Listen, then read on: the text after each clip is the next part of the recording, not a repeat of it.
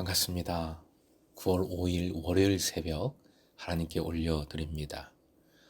함께 복음 들고 산을 넘는 자들의 발길 찬양 부르십니다.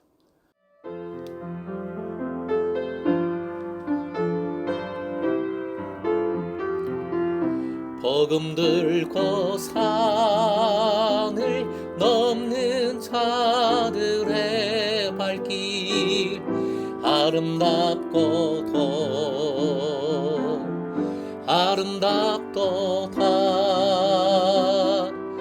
평화 전하며 복된 소식을 외치네 주 다스리시네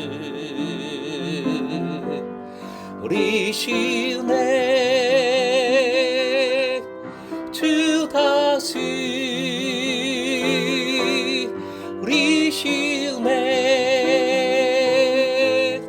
주 다스리시네.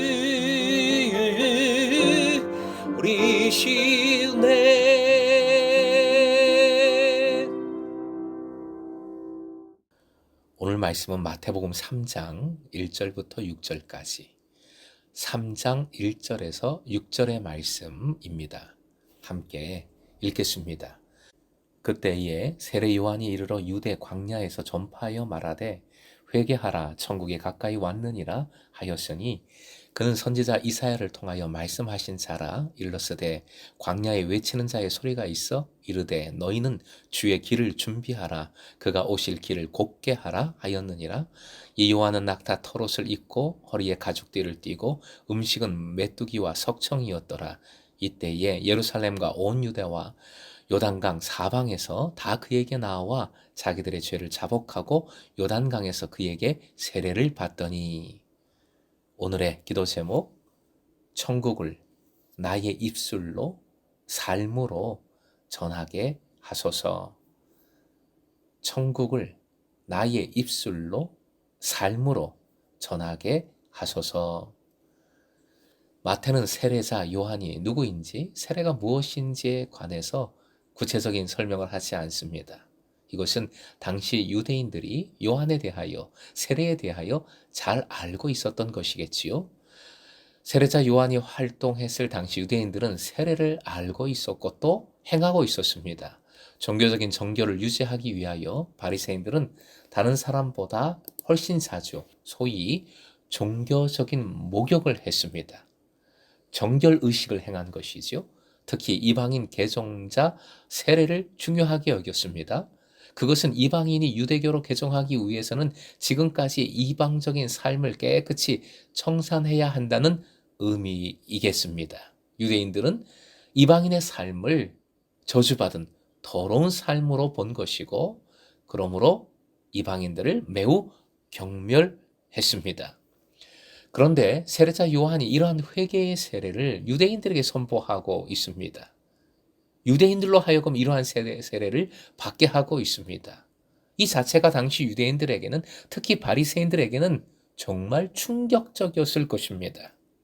왜냐하면 이로써 요한은 이방인과 유대인, 특히 바리새인 사이의 차별을 없앤 것이기 때문입니다. 스스로 하나님의 선민이요 아브라함의 자손이라는 자부심 속에서 살고 있는 유대인에게 이방인에게나 요청되는 회개의 세례를 요구함으로써 요한은 다가오는 하나님 나라에 들어가기 위해서는 혈통이나 과거의 전통이 작용하는 것이 아니라 현재적인 삶의 열매가 중요하다는 것을 외친 것입니다. 요한의 선포와 세례 활동은 그 무대가 유대 광야입니다. 이 사실도 역시 바리새인들에게는 놀라운 것이었습니다. 조상 대대로 종교적인 정통성을 가진 곳 어디입니까? 예루살렘이지요. 예루살렘의 성전입니다. 그런데 예루살렘이 아니라 광야에서 선포와 세례 활동을 하고 있는 것입니다. 유대인들에게 광야는 도피처를 의미하기도 했고 마귀가 거주하는 저주의 땅이기도 했지만 동시에 하나님께서 자신을 드러내시는 계시의 장소였습니다.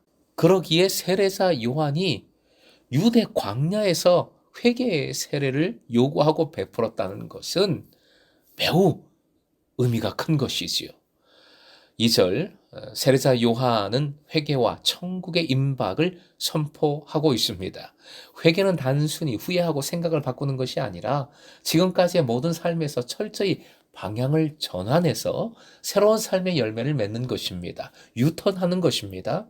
하나님을 떠난 생각, 감정, 의지, 행동을 완전히 버리고 하나님 안에서 생각하고 느끼고 행동하는 삶으로 변화되는 것이 바로 회개입니다.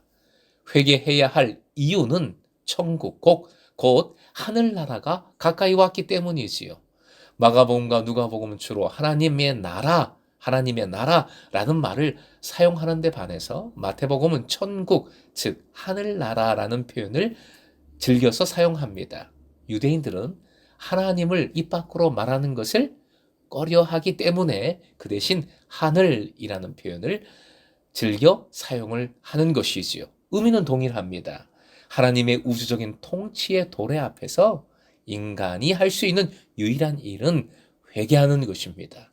오고 있는 하나님의 나라, 천국은 인간의 회개를 요청하고 있습니다. 미래가 현재의 행동을 지배하고 결정하는 것이지요. 마지막 때를 준비하는 지금의 삶을 제대로 살아야 합니다. 그러므로 세례 요한의 선포는 근본적으로 종말론적이라 할 수 있습니다. 바로 예수님의 때는 종말의 때고 마지막 때를 바라보며 온전히 예수 안에서 종말의 삶, 종말을 준비하는 삶을 제대로 살아야 함을 말씀은 보여주고 있는 것이지요.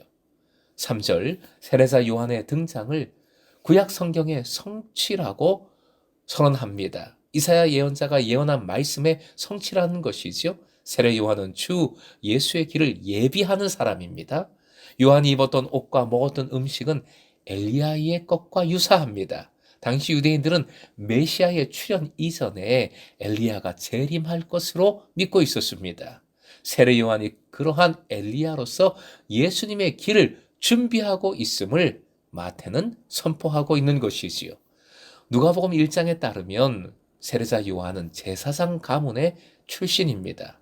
당시 예루살렘의 제사장들 모두는 아니겠지만 대부분은 로마의 지배 세력과 야합해서 부패하고 사치한 생활을 하고 있었습니다. 세례 요한은 그러한 삶을 과감히 거부하고 광야로 나가서 금욕적인 생활을 하고 있는 것이지요. 사치와 부정, 탐욕과 비굴함 속에서 살아서는 주의 길을 예비할 수 없습니다. 주님을 만날 수가 없어요. 먹고 마시고 입는 것을 탐하는 자, 먹고 마시고 입는 것 중요하지요. 그러나 그것을 탐하고 거기에 빠져 사는 자는 도래하는 천국을 맞이할 수 없습니다. 마태는 금욕주의를 권장하는 것 아니지만 부패한 삶을 떠나 진짜 경건, 진짜 절제, 진짜 청빈과 정직의 삶을 사는 자만이 주님의 길을 예비할 수 있음을 시사하고 있는 것이지요. 5절부터 6절 세례 요한의 선포가 가져왔던 커다란 반향을 잘 보여줍니다. 유대 역사가 요세푸스도 엄청나게 많은 사람이 세례 요한에게 몰려들었다고 증언을 남기고 있어요. 다만 몰려온 사람들은 죄를 자복하고 회개의 세례를 받았지만 그들의 죄가 용서되었는지 그 결과에 대해서는 언급이 없습니다. 마태는 죄 사함을 의도적으로 생략함으로써 오직 예수님만이 백성의 죄를 용서해 주실 수 있음을 부각시키고자 강조하고자 하는 것이지요. 사랑하는 금성의 제자 여러분, 1절에 세례 요한은 전파하여 말하고 있습니다. 1절 맨 끝에 나오는 표현 화면 보시고 함께 읽겠습니다. 광야에서 전파하여 말하되. 이는 세례 요한의 활동의 핵심이 세례 행위가 아니라 전파, 즉 전함의 행위에 있음을 보여주는 겁니다. 세례 요한은 세례로 그의 삶으로 천국 복음을 예수 그리스도의 오심을 전파한 겁니다. 예수님 역시 동일했습니다. 동일하게 천국을 선포하셨습니다. 전파하셨습니다. 마태복음 4장 17절이요. 함께 읽습니다. 시작. 이때부터 예수께서 비로소 전파하여 이르시되 회개하라 천국이 가까이 왔느니라 하시니라. 세례 요한의 오늘 본문의 말씀과 동일하지요? 예수님의 제자들도 똑같았어요. 사랑하는 금성의 제자 여러분, 지금을 살아가는 우리들도 그러해야 합니다. 즉 우리에게 전해주신 천국, 하나님 나라 안에 믿음으로 우리가 있음을, 예수께서 함께 하시며 우리를 다스리고 보호하시고 책임지심을 다시 한번 붙드십시다. 다시 한번 붙들고 믿고 감사하십시다. 그리고 우리도 전해야 하겠습니다. 전파, 선포해야 하겠습니다.